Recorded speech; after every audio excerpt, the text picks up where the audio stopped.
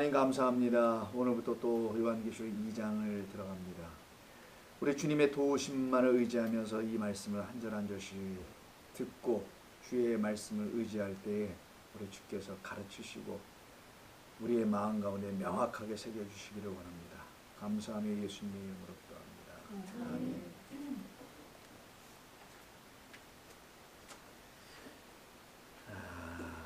자, 우리 2장 3장인데요. 2장 3장을 우리가 좀 보면은 내용이 좀 많이 있죠. 오늘은 2장 3장의 내용을 다 다루진 않고요. 2장 3장에 있는 7개 교회가 좀 본격적으로 다 담겨 있습니다. 그래서 여러분들이 이제 2장 3장의 7개 교회는 많이 들어보셨을 거예요. 설교를 통해서도 또 여러 가지를 통해서도. 그래서 2장 3장에는 예배소 교회는 어떤 일이 있었는지, 뭐 무슨 교회는 어떤 일이 있었는지, 대개 이제 요한계시록을 설교하시는 목사님들이 주로 다루는 건 2장과 3장뿐입니다. 그리고 4장서부터가 진짜 중요한 거거든요. 진짜는. 근데 거기서부터는 안 해요. 왜 그러냐면 좀 위험하기도 하다 생각하기도 하죠. 해석상에 많은 논란의 여지가 있다 보니까 그래서 자꾸만 그러는 거예요. 근데 왜 그들은 그러냐면 해석의 4가지 해석법을 여러분 알려드렸죠. 전에 과거주의적, 미래주의적, 뭐 역사주의적 뭐 이런 해석 있잖아요. 그 중에 하나를 따르면은요 다 문제가 돼요. 결국은 어느 것조차도 완전하지 못하거든요.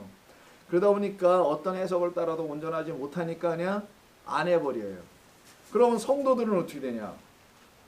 요한계시록이 궁금해지는 성도들은 어떻게 하냐고요. 물론 저 성도님들도 궁금해하지 않는 분들이 또 많이 계시지만 또 궁금해하시는 성도님들은 또 어떻게 할까? 그래서 그들이 찾아가는 데가 신천지예요. 신천지 아저씨들이 아줌마들이 와서 데리고 갑니다. 요한계시록을 가르쳐준다고 하고 교회에서 안 하고 목사들과 교회가 안 가르쳐주니까 그냥 아무렇게나 가르쳐주는 다 그분들은 뭐 그렇게 아무렇게나가 아니라고 하겠죠. 이상하게 가르쳐주는 말이 더 맞겠다. 아주 이상하게 가르쳐주는 그분들에게 가가지고 결국은 이상한 이야기를 듣게 되죠. 그래서 거기서 이제 감염됩니다. 그런 어려움들을 당하는데 이 성경은 창세기부터 요한계시록까지 다 있는 거잖아요. 그러니까 이건 반드시 우리가 읽고 듣고 알아야 할 말씀들이에요. 자, 그러면 2장 3장 교회에서 소위 7교회만 설교한 이유가 뭡니까? 왜 그렇겠어요? 목사들이 이 교회만 설교한 이유가 성도들 때려잡으려고 그러는 거 이게 다 이렇게 해서 섬겨야 한다. 이런 교회 만들어 가야 된다. 이런 롤 모델의 교회가 되어야 한다. 그 중에서 그래서 서머나 교회 같은 경우 어떻습니까? 책망이 없는 교회, 칭찬만 있는 교회, 또 빌라델비아인가 어딘가 가면 여긴 또 칭찬이 없는 교회예요. 또 여기는 이런 교회 되면 안 된다. 그래서 전부 다 그런 식으로 이걸 가르치잖아요. 여러분 요한계시록은 그렇게 읽어서는 안 돼요. 요한계시록뿐만 아니라 모든 책이 성경에 있는 66권의 책이 다 하나님의 언약과 말씀으로 다 읽고 이해해야 되는 것밖에 없거든요. 무슨 해석 방법론이 따로 있는 거 없어요. 성경 구절 한 구절에 있는 단어와 말씀들이 다 성경에 있음을 알고 믿고 믿어버려. 처음부터. 그리고는 그걸 하나하나씩 연구하고 공부하고 도우심을 간구하는 것밖에 없어요. 연구하고 공부는 안 하고 도우심만 간구해서 될 것도 아니고 연구만 해서 될 것도 또 아니고요. 주의 성령이 원하시는 대로 우리가 들어야 됩니다. 그래서 우리는 지금까지 많은 사람들이 했던 그런 2장과 3장의 그 같은 설교나 해석도 있잖아요. 그대로 하지 않고요. 그건 여러분이 주석서나 이런 인터넷 보면 다 나와 있어요. 예배 속에는 어떤 지형과 어떤 문제가 있었니 뭐 이런 거 있잖아요. 이런 거 다 있습니다. 우리는 그렇게 성경을 보지 않을 겁니다. 이 7교회를 향하신 하나님의 뜻이 무엇인지를 알아가는 걸로 삼을 겁니다. 자, 먼저 7교회예요. 7교회 편지하라는 얘기는 1장 4절에 나옵니다. 잠깐 가서 보죠. 요한은 아시아에 있는 7교회에 편지한다고 되어 있어요. 오늘 핵심적인 것만 얘기할게요. 자, 7교회 편지한다 그래서 7, 특별히 유럽에 있지 않고 아시아에 있는 교회라는 것으로 제안한 것은 아시아에 있는 7교회만 보내겠다는 것이 아니라 아시아가 될 7교회예요. 사실은. 그냥 아시아의 뜻이 새벽별, 아침 뭐 이런 의미죠. 아침이라는 뜻이 있어요. 그런 아침이 되어야 할, 어둠이 지나고 밤이 지나고 아침이 되어야 할 우리 성도들, 이는 첫째 날이다, 둘째 날이다라는 하나님의 창조의 역사가 이루어져야 될 대상은 교회인 성도밖에 더 있습니까? 그래서 7교회 편지하는 그 대상들이 7교회가 아시아에 있다는 것을 우리가 보면은 이건 정말 아시아에 있는 7교회를 얘기하려고 하는 게 아니라 그 아시아에 있는 7교회를 통하여 하나님께서 말씀하고 싶은 누구에게? 당신의 교회에게 그냥 이 땅에 흩어져 있는 당신의 교회들에게 말씀하고 싶은 내용을 7교회에다가 담아놓은 겁니다. 6도 아니야. 7이야. 7의 의미와 상징이 있어서 그러는 거예요. 7은 하나님의 완전하신 뜻이 다 담겨 있는 거거든요. 그걸 언약이라고 해요. 왜 언약을 또 완전하다고 말하냐면 언약은 하나님이 성취하시기 위한 약속이었고요. 그걸 이루셨기 때문에 완전하다는 거예요. 말만 번드르르 저처럼 해놓고는 약속을 안 지켜. 이러면 그게 무슨 완전한 거냐고요. 근데 하나님의 언약은 당신만 맹세하고 당신만 지킬 수 있는 그 언약은 해놓으시고 다 이루셨단 말이에요. 마지막에서 십자가에서 그냥 다 이루어 버리셨죠. 그래서 십자가는 모든 믿는 자들에게 그 하나님이 주시는 의의 마침표, 끝이다 이거예요.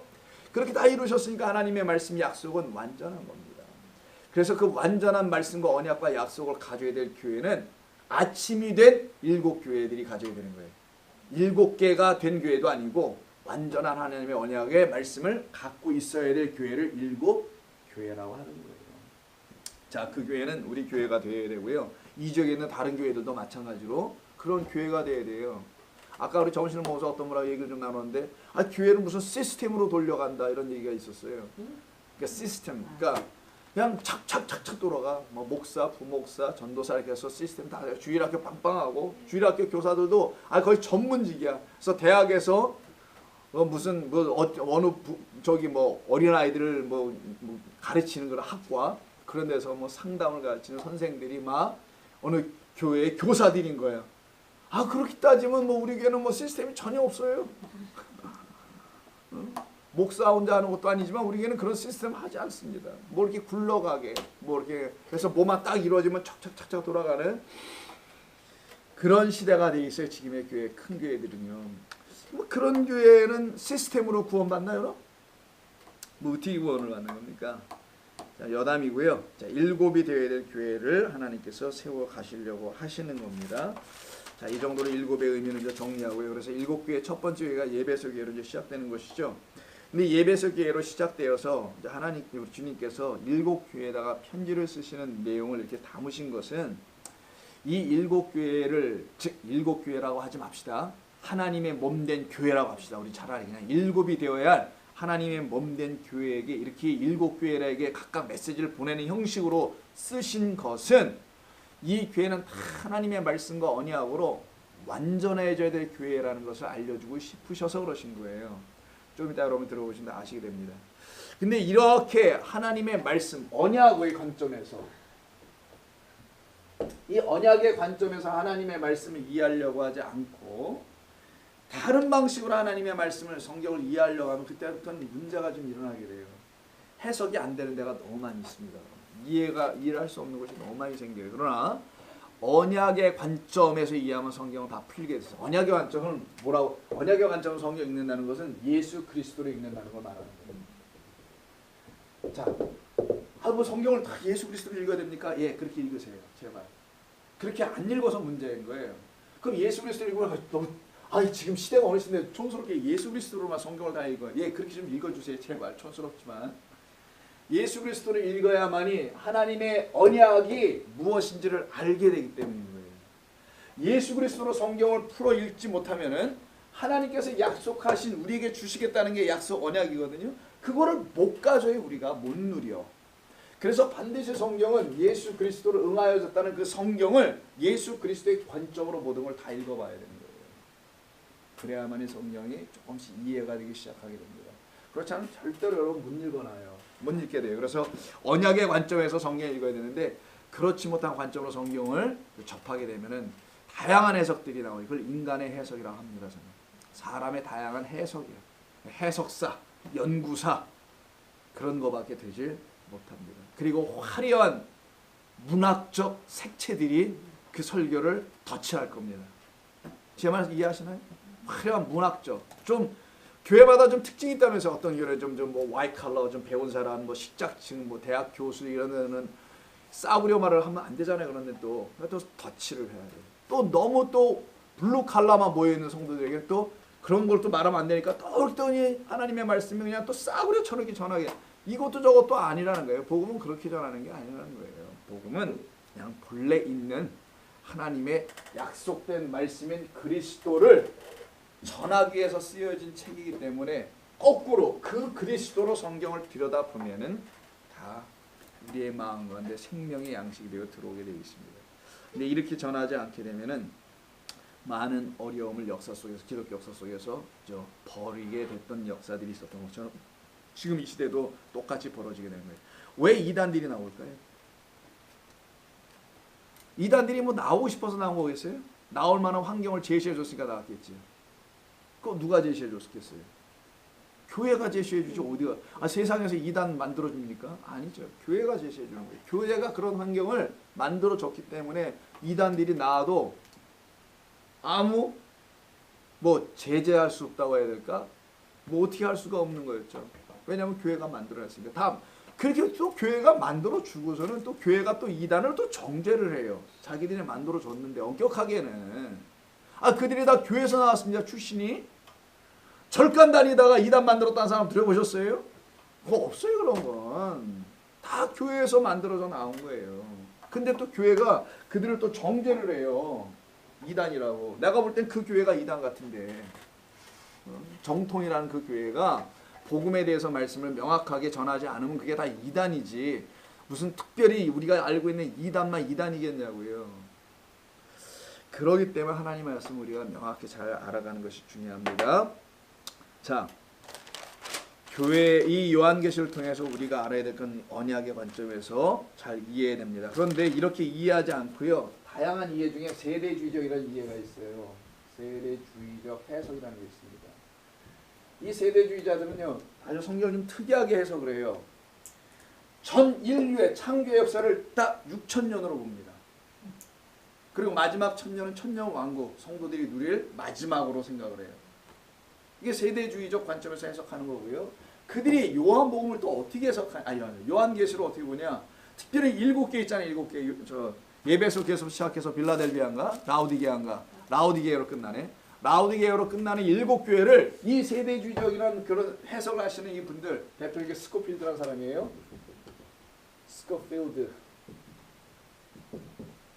여러분 성경, 여러분 구글 설치에 다 치면 다 나와요. 여러분 스코필드 주석 성경, 이렇게 스코필드 세대주의 이렇게 쳐보세요. 관련된 게 쫙 뜹니다. 여러분 그런 걸 통해서 다 보면 알아요. 제가 이렇게 몇 개 써드리는 거 이렇게 있잖아요. 여러분 가끔 찾아보세요. 화장실에 앉아서 그거 뭐였지 한번 들여다 봐봐요. 그럼 여러분 이런 지식을 갖게 돼요. 제가 이런 거 일일이 하지 않겠습니다. 할 시간도 없고. 여러분 다 졸아요. 여러분 이런 거 얘기하면 재미도 없어서. 이 분들이 성경을 해석해가 내놓은 게 이런 세대주의적인 해석이었어요. 전 하나님의 역사를 세대, 1세대, 2세대, 3세대, 총 7세대로 나눈다는 거고, 그렇게 나누니까 요한계시록 또 그렇게 나눠야 되겠죠. 모든 걸 7세대로 7로 나누는 거 이들은 그냥 이 나누기를 좋아해요. 곱하기는 모르고. 그래서는 7교회 예배석 교회에서부터 교회사를 예배석 교회 7교회로 다 나눕니다. 자, 그럼 교회사는 예수님 이후니까 33년서부터 보자는 거예요. 그들의 얘기는. 그것도 어디서 근거했는지 모르지만 33일에 예수님이 30세에 시작해서 33년 했으니까 33년이라고 보는 거잖아요. 근데 예수님이 실제로 태어난 건 AD 6년입니다. 그럼 6년이 이 앞에 이미 있잖아요. 그럼 AD 4에서 6년으로 봐요. 어떤 사람하고 중간 딱 잡아서 5라고 봅시다. 그러면은 5년 플러스 되면 30세면 25, AD 25, 서기 25년쯤 돼야지 예수님이 30이 된 겁니다. 명확하게는요. 30년이 아니고. 이해하셨어요, 여러분? 이런 거는 어떻게 그분들은 다 무시하고 그냥 뚝 잘라갖고 이분들은 예배석 교회는요. 또 나오지도 않네. 예배석 교회는 여기 밑에 바닥만, 여기 다 골라놨어요. 요거 다 쓰고 버리려고. 예배석 교회 보았습니다. 예배석 교회는 이분들에 의하면은요, 서기 33년부터 100년이래요. 예배석 교회의 시대는 요 시대다. 그러니까 우리가 역사 속에서 살았던 33년, 예수님이 십자가에 못 박히고 돌아가신 때가 33으로 본 겁니다. 이들은. 그리고 100년까지가 예배소 교회에 해당되는 교회의 역사였다는 거예요. 이들은 예배소 교회에 편지한 그 편지의 내용을 읽고 해석한 게 요 시대에 딱 맞다. 이렇게 본 겁니다. 황당합니까? 두 번째는 서만호 교회죠. 서만호 교회는 또 100에서 이거 해야 돼 말아야 돼. 이렇게 해서 지금까지 쫙 라우디게아까지 쫙 나눠요. 여러분 다 보시면 다 나와요. 찾아보시면 이렇게 쭉 나와. 이게 1부 때 했거든요. 하고 싶지 않아요. 굉장히. 이렇게 해서 총 예배서부터 시작해서요. 이걸 다 나눠요. 교회 역사. 예를 들어 교황제도가 시작된 590년, 뭐 종교개혁이 일어났던 1517년 이런 식으로 전부 다 각 교회마다 연도를 다 구분해놔요. 나랑 아무런 관계도 없어 보이고 또 맞지도 않고 황당하기만 하고 그리고 1905년서부터 지금에 이르기까지가 마지막 교회인 무슨 교회? 라오디게아 교회. 요것만 한번 보십시다. 이 라오디게아 교회를 여기 마지막 1905년부터래요. 1905년부터는 여기 라오디게아 교회 가면 이런 말씀을 책마로 너희는 차든지 뭐예요?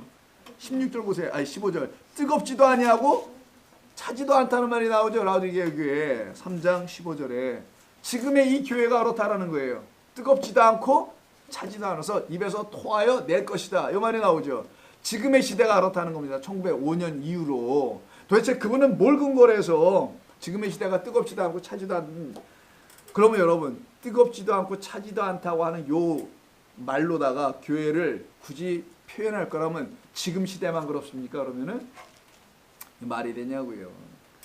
이렇게 나눕니다. 이런 분들이. 그러나 이런 그 관점으로 나누는 건 전부 다 문제가 있고요. 그 문제에 대해서는 아예 언급하기조차가 싫고 우리는 아까 말씀한 대로 성경은 언약의 관점에서 잘 보아야 한다는 거예요.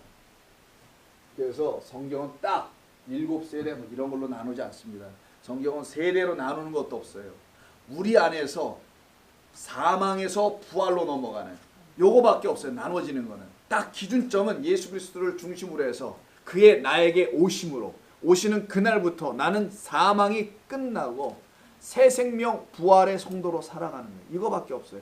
이것을 알려주려고 성경은 굳이 둘로 딱 나눠서 설명했습니다. 우리 안에서 있는 부분을 이 둘로 설명한 거예요. 그게 뭐냐? 자, 예전 것이 있고 새로운 것이 있다고 생각합시다. 그걸 갖다 1과 2라고 하고 예전 것과 새로운 것이라고 놓죠. 먼저 창조로 볼 때는 하나님께서 옛 하늘과 옛 땅이라는 걸 만들어 오십니다. 그리고는 이것을 통하여 하나님께서 우리를 새 하늘과 새 땅이라는 새 창조, 새로운 피조물로 만들어 가시겠다는 이 약속을 해놓으신 게 있어요. 약속. 너희는 내가 새로운 피조물로 만들어 버릴 거야. 이렇게 약속. 창조의 관점에서 한번 보게 되는 게 있고요. 두 번째는 언약의 관점에서 보는 게 있어요. 이 전체가 또 언약이지만 옛 언약, 새 언약이 있습니다. 새 언약은 그리스도 예수로 말미암아 끝이 나는 거예요. 그래서 갖다 새 언약의 중보자라고 해서요. 사도 바울의 에베소에서 그리스도는 누구냐? 새 언약의 중보자다. 새 언약을 이루시는 분이었다. 이런 말이에요. 세 번째는 뭘로 이걸 볼 수 있냐면은 우리 안에서 다 이루어질 것들입니다. 세 번째는 내가 썼는 율법으로 법으로 한번 얘기해 보세요. 자, 전에는 율법의 시대가 있었어요. 지금은 복음의 시대라고 합니다. 지금을 말하는 게 아니고요. 우리 안에서 다 이루어질. 그러니까 2000년 전의 성도나 지금의 우리나 또 1000년 뒤에 어떤 성도들도 다 요렇게 그들 안에서 하나님은 다 일하실 것이다. 근데 이 일은 성경에 기록된 일이에요. 성경에 기록된 일은 다 이런 얘기가 있어요. 어떤 사람은 옛 언약하고 새 언약을 구약과 신약이다 이렇게 표현도 하기도 하죠. 그러나 구약에만 옛 언약이 있는 것이 아니에요. 구약 안에도 새 언약이 다 있어요. 예레미야서를 읽어보십시오. 새 언약 준 얘기가 없는지 다 있단 말이에요. 신약에는 없는가? 신약에도 옛 언약에 대한 표현이 있고 다 새 언약이 있단 말이에요. 그렇게 성경을 그냥 반으로 딱 나눠갖고 창세기부터 말라기까지는 옛 언약 구약을 말하는 거고 뭐 마태복음서부터 요한계시록은 새 언약을 말하는 것이다. 이 너무 유치한 해석이 이거는 애들 같지 않은 해석이고 그게 아니고 성경 전체는 이렇게 하나님께서 우리 안에서 이 옛것을 먼저 주시고는 이걸 가지고 우리를 새롭게 만들어 가실 것이다 라는 전체적인 약속 언약을 해 주신 겁니다. 그래서 하나님 당신은 내가 알파야 내가 오메가야 라고 얘기하신 거예요. 내가 할 거고 또 내가 이룰 거라는 거예요. 요 앞에 것을 가지고 출애굽기 4장에서 처음 표적이라고 하는 거예요. 이걸 갖다가 나중 표적이라는 거예요. 표적은 똑같은데 누가 다 이루시냐? 여호와 하나님께서 다 이루실 거라는 거예요. 그래서 이 앞에 있는 옛 하늘과 옛 땅을 우리 가운데 보게 하셔서는 이것 갖고는 안 되는 거구나 라는 것을 알고 새 하늘과 새 땅의 소망을 주는 겁니다. 하나님. 이런 이야기가 지금 요한계시록에 쓰여져 있는 거예요. 그래서 요한계시록의 7개 교회, 오늘 요것만 알고 하시면 돼요. 가장 중요한 건 제가 연습하겠습니다. 이거 지워도 되나요? 자, 옛 하늘 옛 땅, 새 하늘 새 땅이 되는 거예요. 그래서 요한계시록에 나오죠. 옛 언약, 새 언약, 율법, 복음. 그래서 이쪽에서 이쪽으로 다 넘어가는 것을 사망에서 생명으로 넘어왔도다라고 하는 거예요. 이 자리에서 계속 머물러 있는 사람들이 율법의 사람들이라고 하는 겁니다. 모든 걸 하나님의 말씀은 그냥 인간의 판단으로 읽어버리는 상태를 요 상태라고 하는 거예요. 근데 거기에 대해서 죽고 이게 다 죽어 없어져. 죽으면 뭐만 남냐? 이런 것만 남는. 이걸 갖다 한마디로 그리스도 예수라고 하는 거예요. 그리스도 예수로 하나님을 깨달아 알아가는 거죠. 이게 이제 7교회 하나하나씩 다 약속됩니다. 자, 그래서 우리는 성경을 언약의 관점에서 보자 그랬죠. 그래서 7교회 전체 언약이 등장하게 됩니다. 먼저 예배소 교회를 보세요. 예배소 교회는 어떤 언약을, 어떤 약속을 해놓으셨는지를 보게 됩니다. 자, 모든 교회마다 공통점이 있어요. 각 교회마다 상황이 좀 다르고요. 또 책망도 다르고 칭찬도 좀 다르잖아요. 근데 모든 교회마다 다 이것은 주세요. 그게 뭐냐면 되게 끝절에 있는데 예배소 교회는 7절에 있어요. 뭐라고 되냐면 이기는 그에게란 말이 있죠. 이게 전부 다 있어요. 성령의 교회들에게 하실 말씀을 들을지어다 이기는 그에게는. 요 말은 항상 모든 교회에 되는데 그때 이기는 교회에다가 전부 다 주시는 하나님의 약속들이 있습니다. 이기면 어떤 일을 줄 거냐. 하나님의 낙원. 낙원이 어디 있어요? 에덴 동산을 말하는 겁니다. 구약으로 말하면은 하나님의 에덴 동산이 언급되죠. 거기에 무슨 나무가 있어요? 생명나무가 있잖아요. 언약을 알게, 언약이라 선악을 알게 하는 나무도 있지만 그 나무가 사실 목적이 아니었고 목적은 진짜는 생명나무죠. 생명나무 이거를 뭘로 준대요? 열매를 먹게 하겠다. 그래서 약속하셨네요. 예배소 교회, 예배소 교회에다 약속했다고 하지 말고 우리 하나님의 몸된 그 교회, 정말 그 하나님의 교회들이 약속해 준 게 뭐냐? 가르쳐 주는 거예요. 예배소 교회를 따다가 빌려서 뭐를? 생명나무의 열매. 이 생명나무의 열매는 누구에게 약속한 겁니까? 아담에게 한 거죠. 맨 처음에는. 그래서 아담 언약이라고 하는 거예요. 이 언약의 내용이 이 안에 흘러가는 겁니다. 생명나무 아담에게 주신 언약이 이게 바로. 두 번째는 어느 교회입니까? 그래서 아담에게 주니까 처음 사랑이 되겠죠. 그래서 에베소 교회 잠깐 다시 가서 볼게요. 이걸 얘기 안 했네. 4절 너 처음 사랑을 버렸어. 2장 4절에 이 말이 나오는 거예요. 아담을 처음으로 사랑하기 시작했으니까. 두 번째는 서만합니다. 자, 서만 한번 보세요. 어디에 그런 말이 나오는지. 몇 절입니까? 이기는 거. 11절 보실까요? 자, 귀 있는 자는 성령이 교회에 들어가실 말씀을 들을지어다. 이기는 자에게는 둘째 사망의 해를 받잖아요. 둘째 사망이 나오네요. 둘째 사망을 받지 않아요. 그러면 부활이 된 사람이 안 된 사람이에요. 자, 요한계시록 20장에 그 말이 나옵니다. 첫째 부활한 사람, 부활한 사람들은 둘째 사망에 들어가지 않은 거니까 이들은 부활한 백성들이에요. 부활했다는 건 죽었다가 살아난 겁니다. 자, 죽었다가 살아난 그 축복을 받는 사람들이네요. 그래서 이들에게 뭘 주냐고 약속했냐면 10절에 생명의 면류관이에요. 자, 둘째 사망을 받지 않고 정말 주는 건 뭐냐? 약속으로 주는 건 생명의 면류관을 주시기로 약속을 하십니다. 자, 생명의 면류관. 근데 이 서만화 교회의 상황을 한번 볼까요? 왜 이런 생명의 면류관을 약속하셨는지가 중요한 거예요. 생명의 면류관은 누가 받느냐? 죽임당한 자들이 받는 겁니다. 요한계시록 우리가 나중에 보겠습니다만은 예수의 증거 하나님의 말씀 때문에 목베인 자들 있죠. 그들이 다 생명의 면류관, 생명책에 그들의 이름이 농명되죠. 기록되죠. 그게 이제 생명의 면류관을 받는 거예요. 그럼 어떻게 해서 농명됐다는 겁니까? 어떻게 해서 받았다는 거예요?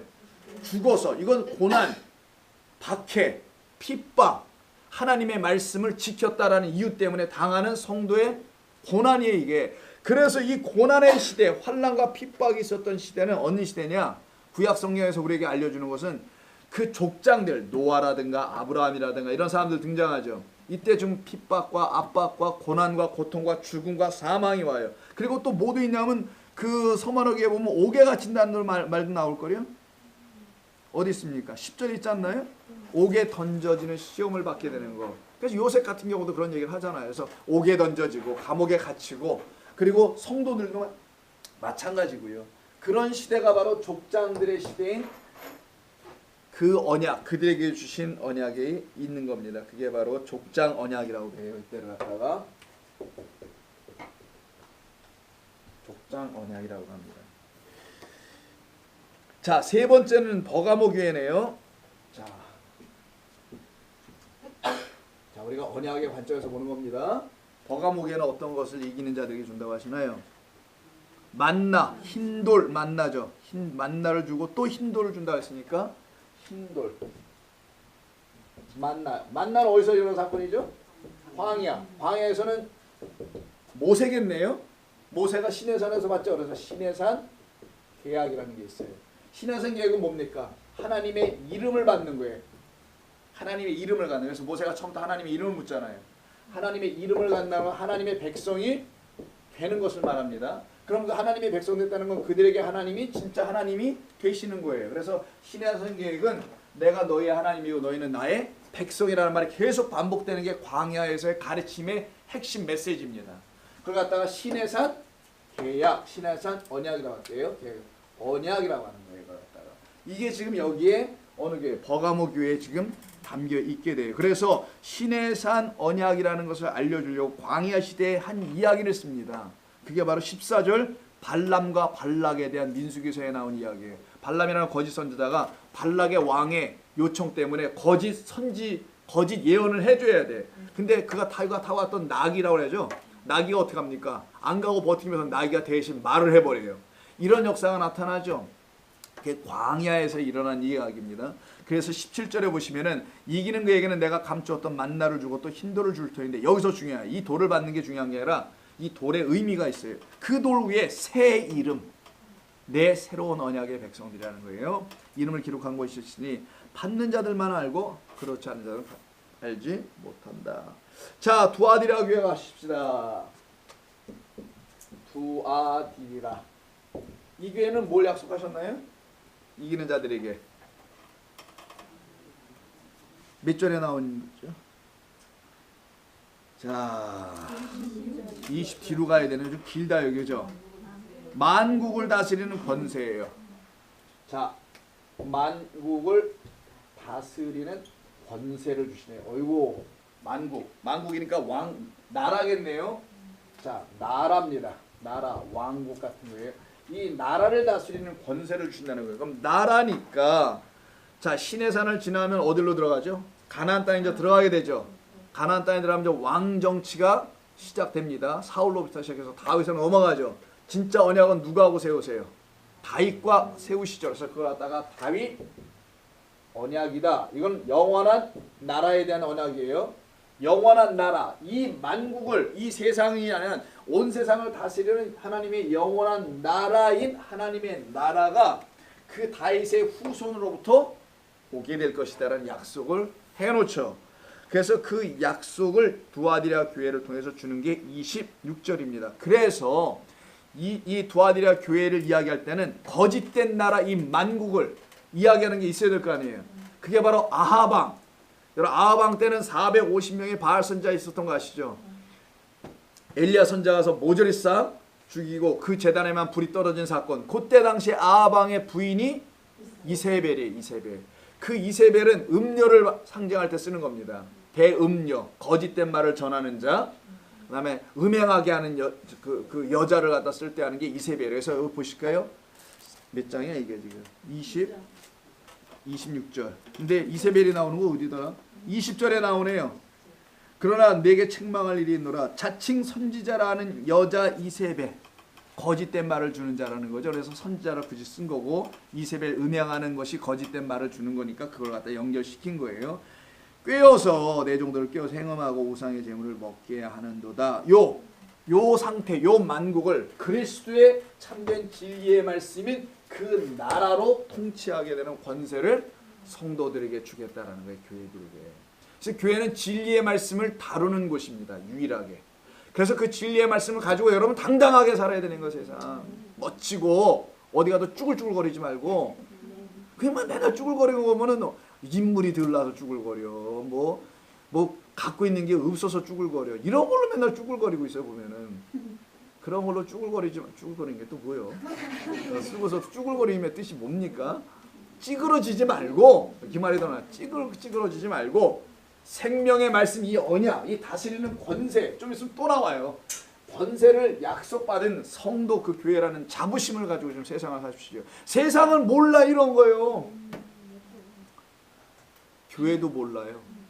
문제는 이런 권세 약속을 우리가 누려야 된다는 거를 무슨 이런 교회로 세워가십시다. 이게 롤 모델로만 삼지 교회를 가르치면서 우리라는 성도라는 교회를 이렇게 하나님께서 당신의 약속을 다 이루시겠다는 것을 말씀한 것뿐인 건데 자 다음 교회는 무슨 교회?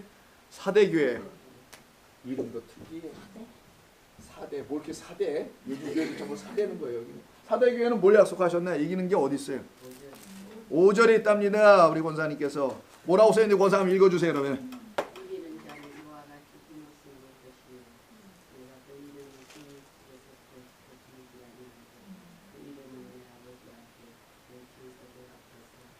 야, 참 좋네요. 이런 성도로 만들어 가시겠다는 거예요. 이런 교회로 우리를 자 흰옷을 입게 할 것이야. 우리 전부 다 색깔이 그냥 검은 옷 이렇게 검은 거예요. 오늘은 또 옷들이 검은 거 이렇게 막 입고 빨간 것도 입고 나름 자기를 또 이렇게 예쁘게 하려고 입기는 왔는데 사실은 성도가 입는 옷은 딱 하나밖에 없어요. 그리스도께서 주시는 깨끗하다는 의미의 흰옷이죠. 이 흰옷을 우리에게 하사하시겠다. 그 흰옷 입고 어디 갈 거냐? 혼인잔치에 들어가는 거죠. 그래서 이 사대교회에는 지금 시대를 보면 왕국이 지나죠. 왕국이 끝나면 어디로 갑니까 이들이? 바벨론 포로로 끌려가서 포로 시대에 여기가 지금 포로 시대 여기다 뭐 준다 그랬죠? 이게 흰옷. 자 흰옷을 입게 하시겠다. 그리고 천사들이 다 시인해 준대. 얘 흰옷 입었잖아요. 이렇게 흰옷 입었잖아요. 이렇게 전부 다 흰옷만 입고 있네. 여기 흰옷 입은 사람이라고 천사가 하나님 앞에서 시인해 준다는 거예요. 그래서 사대교회는 흰옷이라는 건 더럽히지 않은 옷이죠. 여러분 특별히 흰옷 입을 때는 신경 많이 쓰잖아요. 그렇지 않습니까? 조금이라도 뭐 묻으면 그때부터 여러분의 마음이 상함을 받잖아. 옷에 고작 옷에 뭐 하나 빨간 거 고춧가루 떨어진 건데 김치국물 떨어진 건데 내 마음이 온통 그 빨간 점 하나 때문에 하루가 망쳐. 그래서 제발 교회 올 때 흰옷 입고 오지 마라. 흰옷은 이런 분들이나 가끔 입어보지. 이쁘지. 뒤에 있는 분들 그냥 아무거나 입지. 제가 이분을 굳이 강조하는 것은 이분이 이번 주말에 가시기 때문에. 자, 흰옷은 더럽히지 않은 주의 백성이라는 뜻을 갖고 있는 거예요. 뭘로 더럽히지 않을까요, 우리 성도는? 그렇지, 더러운 말, 더러운 영, 개구리 영이라고 했잖아요. 그 말로 더럽히지 않은 자들을 갖다가 흰옷 입은 백성이라고 하는 거예요. 옷이 없어서 흰옷이 줬다는 게 아니고 더럽히지 않았다. 그래서 더럽히지 않았다는 개념은 어디서 갖는 거냐? 이방 땅으로 팔려 갔다. 포로 시대에서. 포로 시대에 이방 땅으로 갔는데도 불구하고 서서 더럽히지 않은 남은 자들에게 주시는 언약이 뭐냐? 이 세상에서 구별되어 이렇게 남겨진 자들 있잖아요. 그 집에도 안 가고 이 시간에 여기 모여 있는 이상한 사람들. 이런 남은 자들에게 주시는 게 뭐냐? 이게 바로 흰옷이야. 흰옷 입은 주의 백성이 찬양도 있는 것 같은데 나온다 말 이렇게 하는 게 있잖아요. 어디 가서. 자, 그래서 포로 시대를 생각하시게 되면 그때 남은 자에 대한 남겨놓으신 하나님의 백성. 이게 바로 엘리야에게 하나님께서 7천을 내가 남겨뒀다 하시는 말씀도 있잖아요. 그런 의미들입니다. 자, 빌라델비아로 갑니다. 이 빌라델비아는 여러분 아시다시피 저기 지금 필라델피아라고 아시죠? 필라델피아 이런 거 여러분 아시나요? 펜실베니아의 그 필라델피아 거기를 말하는 거 이게 그 단어고 미국에서 쓰는 건 필라델피아. 라오디시아는 있나 모르겠어요. 서머나는 있는 것 같아요. 서바나가 있구나. 저기 저쪽에 서바나가 있지. 조지아에 있네. 사바나라고 하는데 그걸 서바나 됐습니다. 그래서 빌라델비아만 하나가 이제 우리 미국 땅에서 지미어로 좀 주로 나오는 것 같아요. 빌라델비아라고 되어 있습니다. 자, 근데 이 교회는 뭘 약속했나요? 3장 12절. 그렇지, 성전. 그러니까 어느 성전이겠어요? 그냥 성전이면 안 되지. 하늘에서 내려오는 새 예루살렘. 그게 요한계시록 몇 장? 요거는 다 가서 보십시다. 우리 뒤에 가서 21장. 또 내가 새 하늘과 새 땅을 보니 처음 하늘과 처음 땅이 없어졌고 바다도 다시 있지 않더라. 또 내가 보매 거룩한 산 예루살렘이 새 예루살렘이 하나님께로부터 하늘에서 내려오는데 마치 신부가 신랑을 맞이하고 단장한 모습처럼 보이더라 나오죠. 그겁니다 이게. 그럼 우리에게 뭘 약속해 준 거냐? 빌라델비아를 통해서 성전의 기둥이 되게 만들겠다. 교회는 진리의 터요 말씀의 기둥이 되는 것이죠. 처음 들어보셨어요? 바울이 얘기한 겁니다. 아니 뭐 그런 말이 있어요 성경에서. 제가 그러니까 교회 성도에게 빌라델비아 교회 우리라는 성도들에게 주신 약속은 뭐냐? 하나님의 새 성전의 기둥들이 나르게 할 거야. 하나님의 새로운 성전의 기둥, 이걸 새 예루살렘이라 하죠. 기둥들이 되게 할 거야라는 겁니다. 그게 갖다 저 포로기 이후에 성전을 와서 증축하죠. 느헤미야, 에스라, 에스더 이런 분들이 와서. 그래서 포로기 이후에는 성전 증축의 역사가 있습니다. 근데 그 건물로 지라고 한 게 아니고 다시 그 개보수하라는 얘기가 아니고 에스겔서에 나와 있는 것처럼 그발강가에서 하나님께서 보여주신 하늘의 성소, 하늘의 성전으로 우리를 지으시겠다라는 약속을 준 것뿐이에요. 그 약속을 문자로 줬기 때문에 사람들이 그냥 그걸 그대로 실행했는데 그거 얼마 안 가서 또 새로운 왕족, 헬라의 왕족이 와가지고 전부 다 또 무너뜨리고 한단 말이에요. 그건 그렇게 중요하지도 않은 걸 가지고 그런 성전 주시겠다는 게 아니고 하늘의 성전을 우리에게 하나님이 거하실 성전으로서 우리에게 주시겠다라는 걸 약속한 거니 이게 포로기 이후의 시대와 관계가 있는 거고요. 그때의 언약을 회복의 언약이라고 해요. 이거 갖다가 이런 거 몰라도 상관없어요. 중요하지도 않고 이야기에서 표현하는 겁니다. 마지막 7번째네요. 무슨 교회? 라오디게아예요. 이게 발음이 좀 어려워. 어떤 분은 라오디아게, 라오디게아, 나게아오디 뭐 여러 가지로 발음하는데 정확하게는 라오디게아. 라오시디아라는 교회인데 라오디게아 교회입니다. 자, 이 교회에다가는 어떤 걸 약속하셨나요? 이기는 자들에게 보좌야. 아버지의 보좌에 탁 누가 앉으신 것처럼 그 오른편 아버지 보좌 옆에 그렇지 그리스도가 앉으신 것처럼 그 보좌에 성도를 앉혀놓겠다. 그래서 24장로가 딱 앉아서 통치하는 모습이 나오죠. 그래서 성도들을 하여금 하나님께 주신 약속은 뭐냐? 이기는 모든 자. 뭘로 이깁니까? 말씀으로 이긴 자예요. 하나님의 말씀과 예수의 증거로 싸우다가 이길 때 어떻게 이기냐? 다 죽임당함으로 이깁니다. 그렇게 이긴 성도들, 죽임은 왜 당해요? 그 말씀 지키려고 죽임당한 거예요. 그 말씀을 결국은 지킨 게 중요하지 죽임당하는 게 중요한 게 아니에요. 말씀을 지키면 죽지 않을 수도 있고 죽을 수도 있을 뿐이야. 중요한 건 말씀을 우리 마음 안에 간직하고 지키는 거야. 어딜 가도 무엇을 해도 여러분이 어떤 직업을 갖고 어떤 모양으로 이 세상에 살아간다 할지라도 여러분 안에는 이런 약속들이 흘러가야 합니다. 생명나무서부터 시작해가지고요. 마지막에 어디까지 앉혀놔요? 보좌에까지 앉혀놓는 거예요. 이런 것을 우리가 예수 믿는 재미라고 하는 거예요. 이게 예수 믿는 멋이지. 예수를 참 믿었고 평생 돈 아껴서 헌금은 교회다 꼬박꼬박 했는데 뭐 받는 건 제기라 하나도 없어. 엉뚱한 것만 받고 살아가? 그럼 되겠냐고요. 이런 걸 받아야지 성도가 영원한 그의 나라에서 이런 걸 다 받고 누릴 차례 이 여러분이고 그것을 알려주려고 7 교회만 딱 택한 겁니다. 왜? 절기도 7절기거든요. 그래서 모든 걸 7으로 설명하세요. 하나님은 7일 창조, 그래 창조 7일간 했다 칩시다. 7일 창조 7 언약에 담겨있고 절기 딱 7개, 안식일서부터 시작해서 정확하게 딱 7개. 여러분 알고 3대절개 다 포함해서 딱 7개. 모든 것은 다 하나님의 약속을 다 담아놓은 것들이에요. 그 약속은 우리가 지금 믿고 의지하는 그리스도 예수 안에 있는 하나님의 일하신 것, 완성하신 것입니다. 예수 그리스도를 맹목적으로 막 믿는다고 그러지 말고 제발. 예수 그리스도 안에서 하나님께서 당신의 아들을 통하여 이뤄놓으신 이 모든 것, 이게 다 예수 그리스도 안에 다 또 이루어진 거고 이걸 성도들이 그대로 받는 거고 마지막엔 그 보좌에 앉게 되는 것이죠. 그래서 라오디아계 교회는요 마지막 승리, 보좌 앉는 건 통치하는 겁니다. 통치하는 거예요. 완전한 승리가 이루어져야 되잖아요. 그 승리는 바로 유대 교회에 대한 승리이고 율법에 대한 승리가 이루어져요. 그래서 문을 두드리는 이야기가 굳이 나오는 겁니다. 보세요. 볼저다 내가 20절 문 밖에서 문을 두드리죠. 누구든지 내 음성을 듣고 문을 열면 그에게로 들어가겠다. 근데 예수님께서 이렇게 오셔서 두들겼는데 바리새인들이 안 열어줬단 말이에요. 문을. 오히려 예수님 십자가에다 못을 박아버리는 그 살인하지 말라의 그 살인을 해버리고 말았단 말이에요. 자, 그들에게 지금 예수님께서 이 말씀을 주시면서 그 예수를 죽인 이스라엘의 그 이스라엘 모든 민족이죠. 이스라엘의 그 역사를 한 번에 다 보여주는 거고요. 그래서 그들이 갖고 있는 율법은 그들을 살려내기 위해서 주신 것인데 오해하였도다. 우리가 하나님의 말씀과 그 능력을 오해하여 예수를 오히려 죽이게 된 그 역사를 끊어버리고요.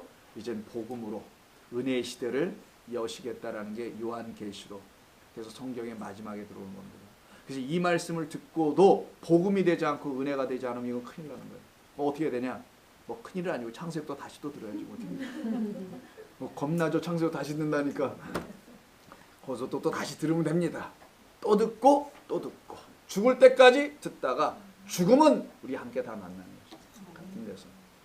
그래서 우리는 그와 같은 곳에서 하나님을 만나고 그 은혜의 하나님 앞에 감사하며 살아갈 수 있도록 바로 이 일곱 교회에 대한 이야기가 이렇게 주는 거예요. 오늘은 일곱 교회 2장과 3장에 대한 이런 개론적인 것, 큰 빅픽처라고 하죠. 큰 그림, 밑그림을 잘 그리는 것.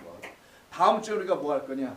그럼 일곱 교회에 지금 여러 가지 문제가 등장하잖아요. 각 교회마다 책망받는 일, 뭐 문제가 있다. 뜨든지 차고든지 뭐 이런 얘기가 나오고 뭐 도대체 뭔 말이야 그게 그냥. 이런 것과 여러 가지 문제인데 왜 이런 말을 하신 건가? 그럼 당시의 교회가 갖고 있었던 진짜 문제가 무엇이었나? 그거에 대하여 재앙을 내리는 거예요. 거기에 대해서 재앙을 내리는 겁니다. 이 세 가지 삼중재앙, 인해재앙, 나팔재앙, 대적재앙이라고 하는 이 재앙은 그 문제에 대해서 재앙을 내려서 거기서 재앙을 받고 내 백성아 얼른 나와라. 나오게 하시는 재앙이에요. 그러니까 그건 살려내기 위한 하나님의 은혜의 도구들일 뿐이죠. 그것을 받게 합니다. 그래서 우리는 다음 시간에 도대체 뭔 문제가 있었나? 딱 두 가지 문제가 있어요. 이 두 가지 문제를 우리가 잘 듣고 교회는 어느 시대든 이 두 가지 문제 때문에 항상 문제가 발생하는 거구나 라는 것을 그 문제는 여러분 교회에서 뭐 성도들이 싸웠다 목회자와 성도 싸웠다 이런 유치한 얘기 아니에요. 이거 문제가 일어났다는 것은 성도를 영적으로 죽이는 혹은 잘못 인도하는 그래서 거짓된 말들에 현혹을 당해도 현혹당한 일을 모르게 만들어내는 그 문제가 무엇인지를 요한계시록 7교를 통해서 딱 두 가지로 정리해 알려줍니다. 그것을 우리가 다음 시간에 같이 나누게 되면 우리가 굳이 2장 3장을 구체적으로 하지 않아도 다 여러분 이해하실 수 있게 돼요. 잘못 알면 무슨 롤모델 교회로만 삼게 되는 이상한 이야기로 둔갑을 하게 되기도 한다는 거예요. 롤모델이 아닙니다. 여기 뭐에 다 언약을 완성하시기 위해서 우리에게 저런 교회의 이름을 통하여 다 말씀을 하신 건데 실상 각 교회마다 이런 문제는 있었을 것이 분명합니다. 역사 속에서는. 근데 그 문제를 그 교회에 국한시키면 안 되고 하나님의 완전한 일곱이 되게 하실 교회로 빨리 요한아 편지를 보내서 그 각 교회 사자들에게 알려줘라. 그리고 각 교회에게 요 2장과 3장이 중요한 게 아니에요. 사실은 뭐서부터 4장서부터 진짜 중요한 거예요. 이런 문제 속에 있는 이 교회 아직 그 언약을 완전히 성취되지 못하여 있는 그 가운데 있는 교회 그래서 짐승들이 와서 물어가도 이리들이 와서 물어가도 맨날 물려만 가고 있는 그 교회들을 빨리 이 복음을 전해서 세 가지 재앙의 이야기를 빨리 알려줘서 그들을 거기서 건져내야 하지 않겠느냐. 이게 요한계시록입니다.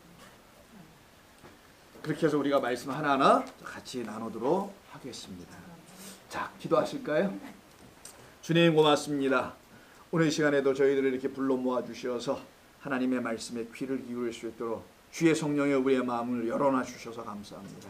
우리 모두가 같은 말씀, 같은 은혜, 같은 성령 안에 있게 하셨사오니 말을 해도 같고 생각을 해도 같을 수밖에 없는 종들로 살아가게 하실 줄로 믿습니다. 그래서 우리가 생각하는 것은 하늘이요 우리가 말하는 것은 복음이요 우리의 마음 가운데 가득 찬 것은 그리스도 예수의 은혜의 이야기일 뿐이오니 그것으로 서로 나누어가며 살아가는 종들이 되게 하여 주옵소서.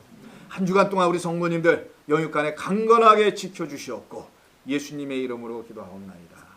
아멘.